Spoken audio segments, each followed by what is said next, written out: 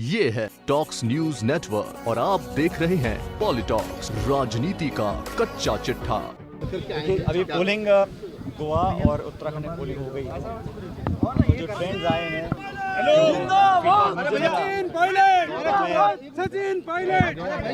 सभी दौरों में, सभाओं में बड़ा जोश था कार्यकर्ताओं के, पब्लिक के अंदर।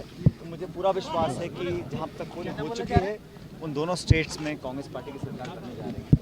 बहुत जल्द पंजाब में भी चुनाव है, 20 तारीख को मतदान होगा और वहाँ पहली बार इतनी पार्टियाँ लड़ रही हैं।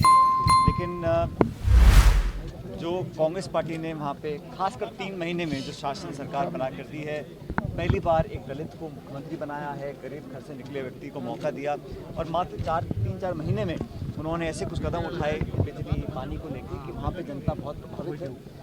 मैं दावे से कह सकता हूँ कि वहाँ पर पूर्ण बहुमत के साथ, बल्कि जो अफवाहें लोग बनाते हैं कि एक नई पार्टी है, आम आदमी पार्टी या कोई और पार्टी, कैप्टन अमरिंदर सिंह जी की पार्टी, सब पार्टियों का सिर्फ प्रोपेगेंडा है। लेकिन धरातल पर जो कांग्रेस है वो पुराना इतिहास है, लोग हमारे कैंडिडेट्स को पसंद कर रहे हैं और पूर्ण बहुमत से पंजाब के अंदर हम लोग सरकार बनाएंगे, मेरा दावा है। अमरिंदर सिंह को नुकसान कर सकते क्योंकि पार्टी से गए हैं तो देखिए ऐसा है, सारी समीकरण जनता समझती है, कोई भी छोटा दल अपने दम पर सरकार नहीं बना सकता है वहाँ पर। इसलिए कांग्रेस सरकार बना रही है, इस बात को लोग जानते हैं। अपना वोट लोग वेस्ट नहीं करेंगे। बहुत सारे बीएसपी है और अकाली दल है, कैप्टन साहब की पार्टी है, बीजेपी है, इन सबका वहाँ समीकरण हो सकता है, कुछ वोट लेंगे, लेकिन सीट जीतकर विधायक बनकर आएंगे या सरकार बनाएंगे संभव नहीं है। इसलिए कांग्रेस पार्टी की सरकार बनना वहाँ पर तय है। प्रियंका जी, राहुल जी पूरी ताकत के साथ वहाँ मेहनत कर रहे हैं, लगातार दौरे कर रहे हैं। मैं भी वहाँ 2-3 दिन लगा कर आया हूँ। मुझे लगता है कि वहाँ पर माहौल हमारे पक्ष बन चुका है और आने वाले 2-3 दिन में और सघन प्रयास करेंगे ताकि पिछली बार से ज़्यादा बहुमत हमारी पार्टी वहाँ लेकर आए।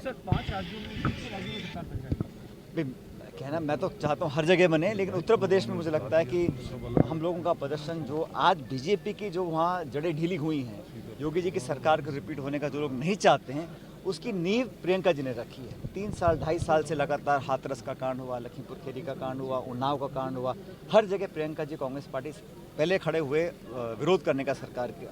और कमज़ोर दलित, महिला, किसान, जब एक सिटिंग मंत्री के बेटे जिसको बेल मिल गई है, उस पर आरोप लगा था कि किसानों को कुचल रहा है, सबसे पहले वहाँ प्रियंका जी पहुंची। 18,000 कांग्रेस के कार्यकर्ताओं को जेल जाना पड़ा पिछले 2-2.5 साल में। तो हम लोगों ने एक एंटी गवर्नमेंट माहौल बनाया था, उसका कितना फ़ायदा हमको मिलता है ये देखने की बात है। लेकिन मुझे लगता है कि प्रदर्शन जो कांग्रेस का पहले से बहुत बेहतर होगा।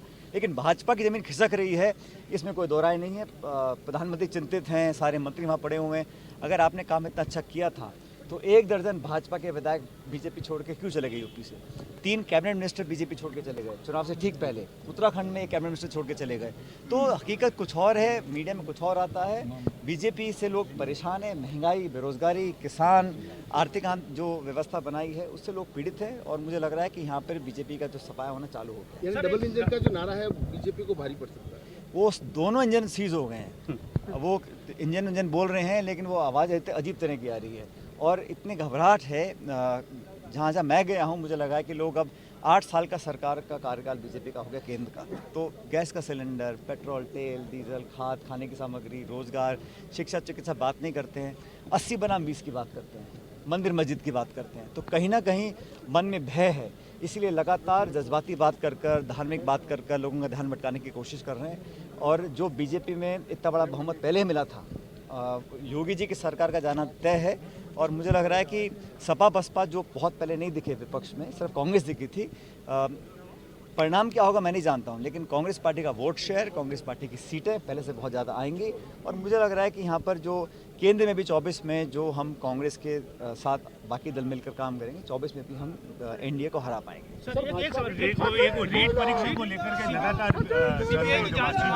मांग चल रही है, क्या स्टैंड रहेगा? स्टैंड समझा नहीं, सवाल क्या आपका? रीट परीक्षा को लेकर, रीट परीक्षा में देखिए ऐसा है, इतने लाख बच्चों का इससे भविष्य जुड़ा हुआ है, हम सब चिंतित हैं और सरकार ने एक एसओजी की जांच बिठाई है, कार्रवाई करी है, लोगों को बर्खास्त किया है, लोगों को अरेस्ट किया है और जांच चल रही है। एक कमेटी बनी है जो सुझाव देगी कैसे आगे भविष्य में इस प्रकार की घटनाएं ना हो, उस पर सरकार गंभीर है। जहाँ तक भारतीय जनता पार्टी की बात है, मैं समझता हूँ इतने दिनों तक, इतने सालों तक इतने निष्क्रिय रही भाजपा और अब वो इस मुद्दे को लेकर राजनीति करना चाह रहे हैं, इसलिए इस प्रकार का जो अपोजिशन आजकल में कर रहे हैं। और मुझे लगता है कि सिर्फ राजनीति वो कर रहे हैं, लेकिन जो इतने लाखों लोग, उनके परिवार जो चिंतित हैं, उनके साथ हम लोग खड़े हैं। नौजवानों के भविष्य के साथ कोई खिलवाड़ हम लोग नहीं करने देंगे। मुझे लगता है किसी तह तक जाना चाहिए और जांच में जो सामने आए, जांच सघन हो, समय सीमा के तहत होनी चाहिए और पारदर्शी होनी चाहिए।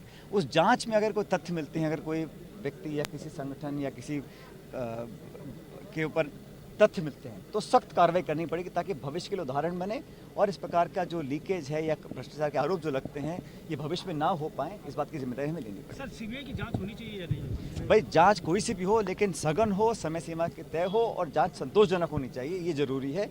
और भविष्य में ऐसा ना हो। इतने लाखों लोग, 26-25 लाख लोग एग्ज़ाम देते हैं, उनके जो एग्ज़ाम देने की फ़ीस होती है, अभी सुझाव दिए जाएंगे भविष्य में क्या करें। कि मैं ऐसा मानता हूँ कि अगर जो बच्चे जिनको दोबारा देना पड़ रहा है उनसे फीस लेना मैं समझता हूँ ठीक नहीं होगा। एक से बार फीस हम ले चुके हैं, तो अनेक तरह के कदम उठाने चाहिए, भर्तियाँ जल्द होनी चाहिए और रोजगार मिलने चाहिए। भविष्य में इस प्रकार की घटनाएं ना हो, इस बात की जिम्मेदारी सर, एक